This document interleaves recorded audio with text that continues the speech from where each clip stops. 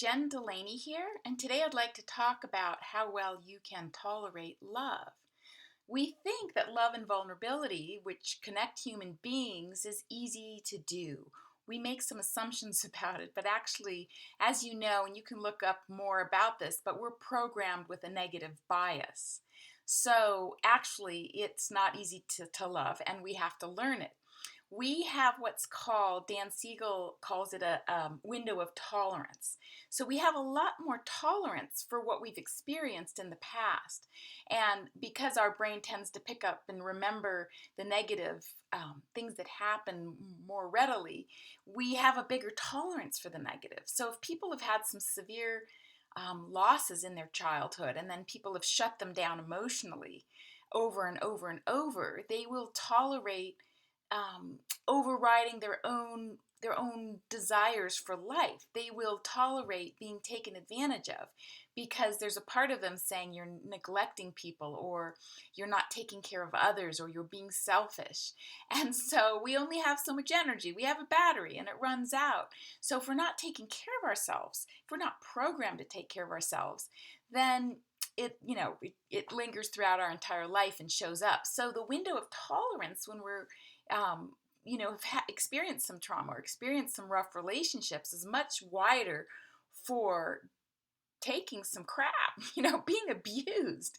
And so learning to have a window of tolerance for love is in direct opposition. As we shrink our trauma and we have less and less of a tolerance for being taken advantage of or for giving up all of ourselves away, then the opposite happens and the window of tolerance for love expands. And again, this isn't comfortable to the body. In my work with people, I don't rush the process.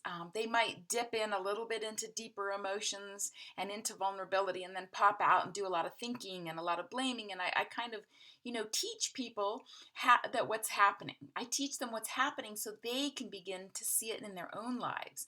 They can begin to realize they're focusing on somebody else's behavior that they have no control over rather than their own feelings about it. And the key is to really be honoring our emotions moment to moment so that our body can begin to feel what's happening. So we can begin to feel when things are unhealthy for us and when they're healthy for us and make choices based on that. But it's not easy. It really isn't because, if we've got a deep belief that we're not good enough or that we, it's just going to affect the way we engage with others. So, keep feeling into moment to moment, what Martha Beck, the wonderful coach Martha Beck, talks about shackles on, shackles off. When you're making a decision, whether it's to call somebody, whether it's to go do something, whether, it's to take a class, not take a class, to start a hobby, not start a hobby, does it feel shackles on or shackles off? And of course, we have things we need to do in our lives.